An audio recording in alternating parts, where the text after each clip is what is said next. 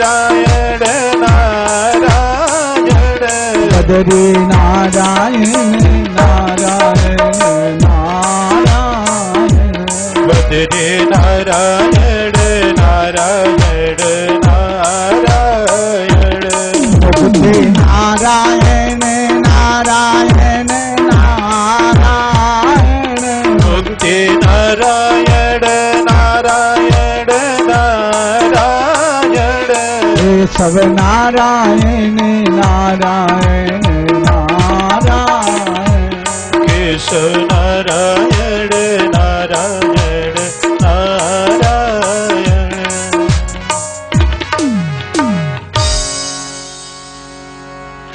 थोड़ा सा बड़ी विचित्र विसंगति बन गई है, क्योंकि कली का जो आतंक है ये इस समय आ चुका है और कली को हमारे वेदव्यास जी दावा नल मानते।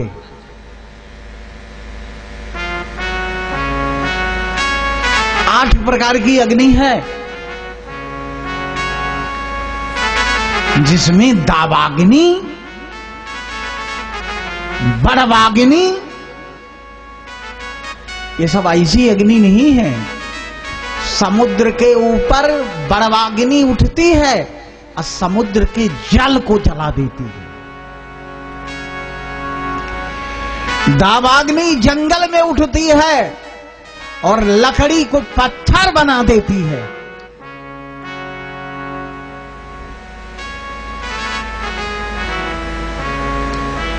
ये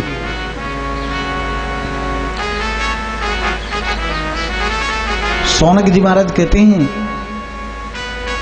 कली दावा नले नाद्य साधनम भस्मताम गतम। आप अपने गांव में देख लो, बड़े बड़े पंडित जी लोगों का गांव है, लेकिन जितने रिटायरमेंट हैं वो जरूर मोछा काला करेंगे और जरूर माला तुलसी की खूंटी में टांग देंगे और दाढ़ी मोछ बना करके पैंट शर्ट पहनकर शहर में घूमेंगे। अब जो 25 साल के हैं उनसे हम लोग कहां कहां पावे कि बेटा एक आंख मंत्र गायत्री का जप लिया करो। जब रिटायरमेंट वालों की मती मारी है, जिनका विमान आने वाला है, स्टेशन नजदीक है, वो लोगों की ये स्थिति है। उनका वेशभूषा, माथे में तिलक नहीं, शिखा नहीं, सिर पर केवल मिश्रा जी, पांडे जी और शुक्ला जी, तिवारी जी, दुबे जी के नाम पर केवल बेटा का ब्याह कर रहे हैं, बस इसी के नाम पर पंडित जी, और बाकी घर में सफा। हम उनको नहीं कर रहे हैं, हम अपने चेलों को कर रहे हैं। और जो लोग हैं वो तो वही यहाँ जो 25-50 घर हमारे चेला हैं उनकी बात में कर। आप बताओ क्या किया जाए? ये क्या है? कली दावा नले नाद्य साधनम भस्मताम गतम। कली का जो दावा नल है वो किसको किसको जलाया है मालूम है? सत्य को जलाया, तपस्या को जलाया, पवित्रता को जलाया, दया को जलाया, दान को, उदारता को जलाया। ये सब जल गए।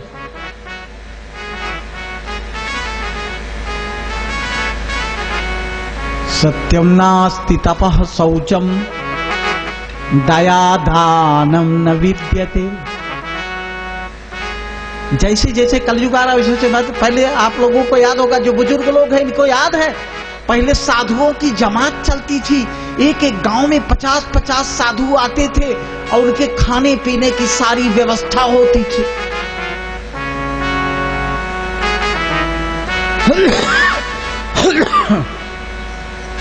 कल हम लोग आ रहे थे, एक गांव को पास किए, वहां 4-6 लोग एक चबूतरे में बैठे कर रहे हैं। इन्हीं लोगों का बड़ा रंग है, देखो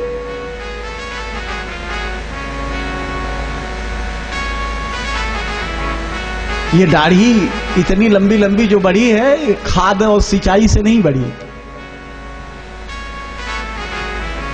ये मलाई से बढ़ी है कह रहे। अच्छा चलो ठीक। मेरा कहने का तात्पर्य, उदारता जल गई,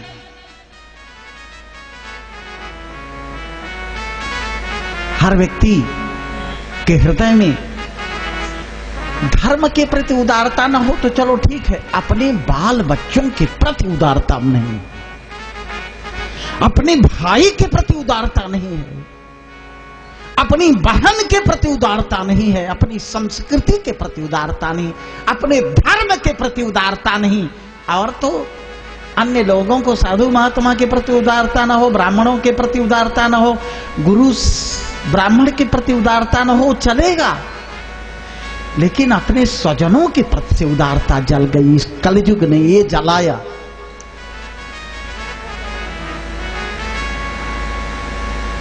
महाराज नारद जी उदास,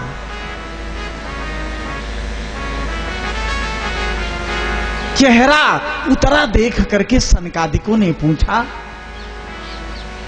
इसका कारण क्या है महाराज?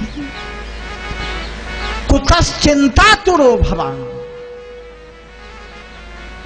त्वरितम गम्यते कुत्र कुतश्चागमनम तव। कहां से आ रहे हो? जल्दी जल्दी जा रहे हो? कहां जा रहे हो? नारद जी बड़ी सुंदर बात कहते, क्योंकि नारद जी उनसे नहीं कह रहे हैं, हम लोगों को संदेश दे रहे हैं। अहम तु पृथ्वीम यातो ज्ञात्वा सर्वोत्तमामिति। पृथ्वी के जितने उत्तम लोक हैं सब जगह जाकर के उनका ज्ञान करके आ रहा हूं। पुष्करम च प्रयागम च काशीम गोदावरीम तथा हरिक्षेत्रम कुरुक्षेत्रम श्रीरंगम सेतु बंधनम। इन सारे तीर्थों का पर्यटन किया। यहां सत्य, पवित्रता और तप सब जल चुके थे।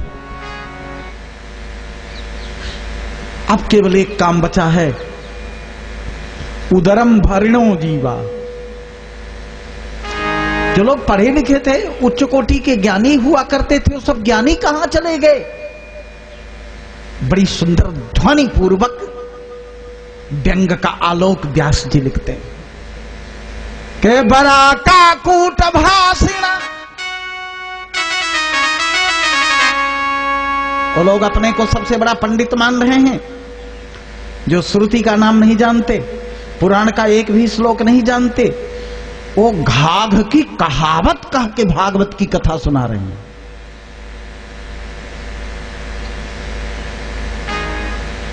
भागवत की कथा में घाघ की कहावत बोली जा रही है।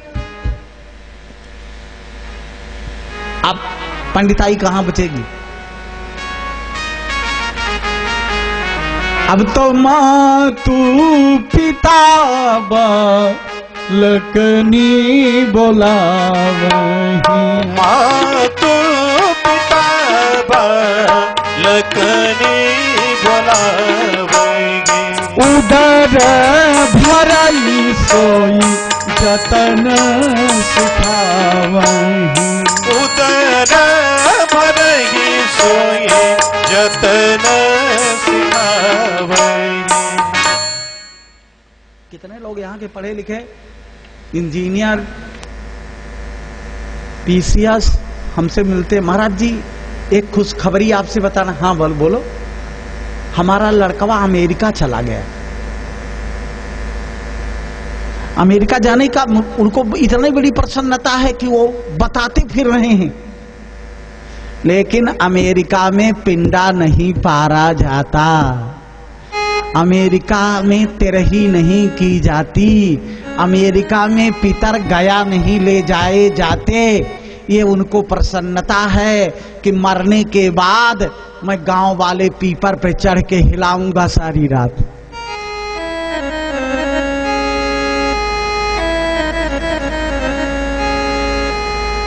हमारा क्या बिगड़ेगा? हम तो भूजा मुंह से हैं, ना आगी का डर न पानी का। हमको कहने में कोई दिक्कत नहीं है, लेकिन अगर देश की संस्कृति छोड़कर बच्चा आपको कितना कमाएगा? 1 करोड़ रुपया कमा लेगा, क्यों ना यार सूखी रोटी खा करके यहीं जीने दो। कम से कम अपने बाप दादों के प्रति श्रद्धा रखेगा, एक दिन भी श्राद्ध कर देगा, उद्धार का साधन बनेगा यार, मानवता की परिधि में जीने।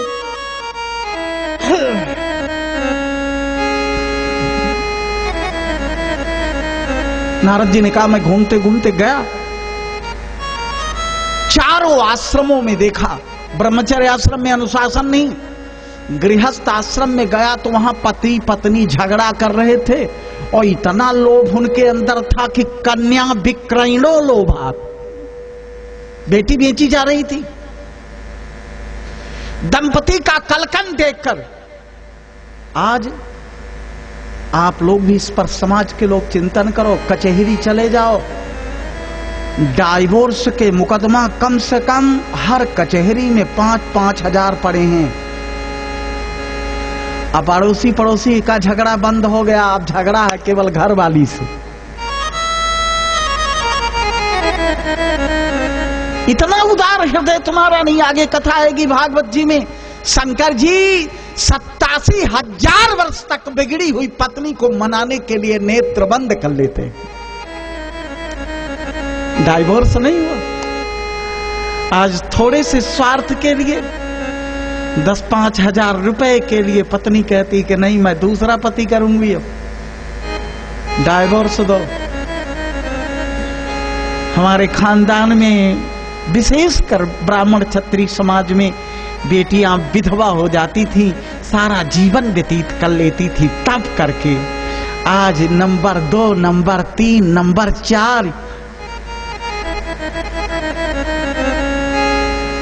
स्वामी रामतीर्थ विदेश गए, वहां एक पत्नी अपने पति के कब्र में हवा हाँक रही थी। स्वामी रामतीर्थ गए, उसको प्रणाम किए। तू कितनी वंदनीय है, हमारे भारत से भी अधिक आदर्श तेरे समाज देश में है। बता, सऊदी अरब में पत्नी अपने पति के कब्र में हवा कर रही है। हमारे भारत में तो जिंदा पति की सेवा तो पत्नियां करती हैं, मरने के बाद तो हमने नहीं देखा सेवा करती, लेकिन तू बड़ी भाग्य से। बोली बाबा तू समझा नहीं। बोले समझा दो। बोले ये मेरा 8वां पति था, इसने कहा था कि जब तक हमारी कब्र न सूख जाए तब तक दूसरा निकाह ना करना। मैं हवा इसलिए, साले की कब्र जाने 6 महीना में सूखेगी, इसलिए हवा हाँक रही हूं कि 10 दिन 15 दिन में कब्र सूखे मैं दूसरा निकाह करूं। जिस देश की संस्कृति मजाक के काम आती थी, आज उस देश की संस्कृति को हम भारत में अपना रहे हैं। ये दुर्भाग्य, यही भागवत की कथा सिखाती है। महाराज नारद जी कहते हैं कि मैंने सोचा कि ये देश अब घूमने लायक नहीं, चलो बद्रीवन लौट चले। मैं लौट रहा था, रास्ते में वृंदावन पड़ा। वृंदावन में एक नारियों की सभा लगी थी, उसी सभा में मैं पहुंच गया। एक बहन जी सो जो सभा की नायिका थी, नेता थी, उठकर खड़ी हुई, आवाज देने लगी, भो भो साधो क्षणम तिष्ठ मत चिंता मपि नाश। बाबा जी 1 मिनट, मैंने सुना है कोई संकट आ जाए जीवन में, किसी संत महापुरुष का दर्शन हो जाए तो पहले तो संकट टल जाता है, नहीं कम जरूर हो जाता है। अगर ये बात सत्य हो तो आप रुक कर मेरा दुख मिटा के जाओ। नारद जी ने कहा पहले मैंने सोचा कि नारियों के घपले में कौन पड़े, निकल चलो। लेकिन मैंने उसकी श्रद्धा देख करके मुड़ा, मैंने पूछा कि ये नारियां कौन हैं, तुम कौन हो? वो कहने लगी महाराज मेरा भक्ति नाम है, ये सब नदियां हैं, ये सब हमारी अनुचरियां हैं। यहां क्यों आई हो? कहा मैं अपना इतिहास आपको 2 मिनट सुनाना चाहती हूँ। पास में ये बकुल फलित जो 2 पुरुष पड़े हैं, दोनों मेरे पुत्र हैं, और ये मेरी नहीं, ये राष्ट्र के सम्मान है। इनका ज्ञान और वैराग्य नाम। मुझ भक्ति को चलाने वाले दोनों पुत्र, ज्ञान और वैराग्य, आज समाज के लोगों ने इनकी इतनी बड़ी उपेक्षा किया कि कली के पश्चिमी तूफान ने इनको गलित और फलित कर दिया। ये अचेता अवस्था में पड़े।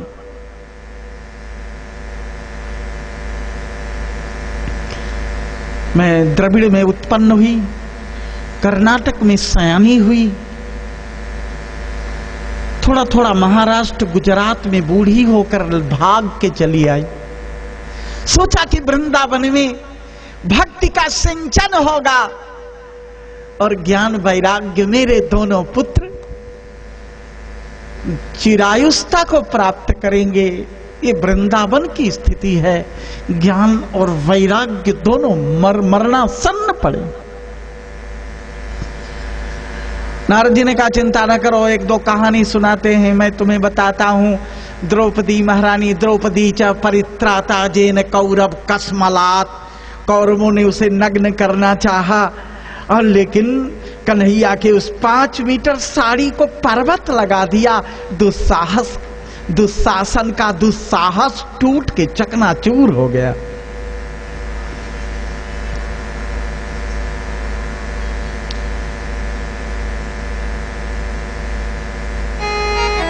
दूसरी बात,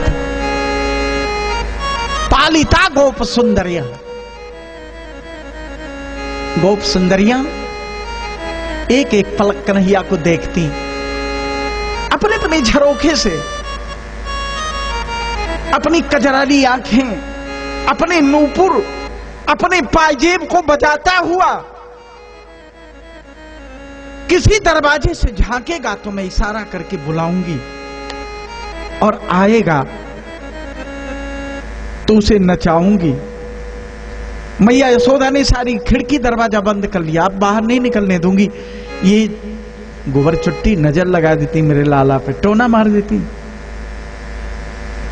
आज बंद कर लिया। बंद कर लिया तो कन्हैया संयोग से आज लंगोटी पहनकर ही एक अपलक दृश्य, गोपी उतावली हो गई, दर्शन कन्हैया का नहीं हुआ तो फल की टोकनी सिर पर लेकर के और डोल रही है नंद के द्वार पिछवार, आवाज लगाती कोई फल ले ले, कोई फल ले ले।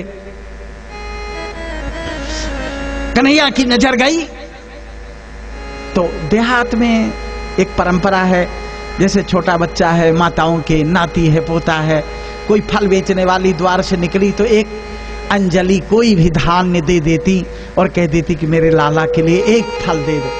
ये देखा था लाला ने, तो लाला स्वयं अपने अंजलि से धान्य उठा लिया और उस फल विक्रयणी के पीछे दौड़ पड़ा।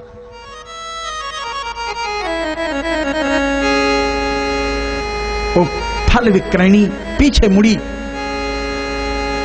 और उस रूप राशि अजीत बिहारी की मनोहरता से अपने नेत्रों को भरने लगी।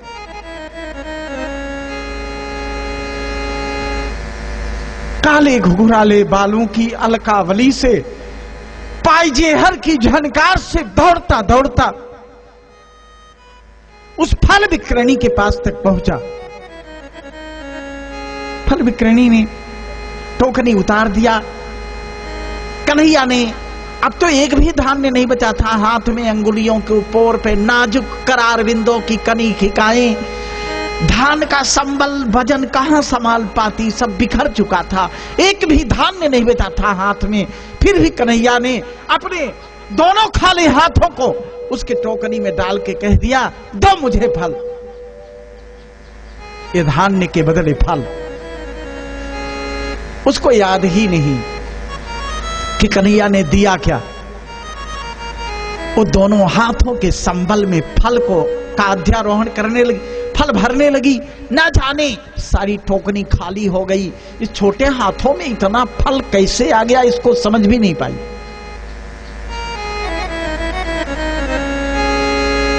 पूरी टोकनी का फल कन्हैया ने अपने नाजुक हाथों में भर लिया और जब लौटने लगा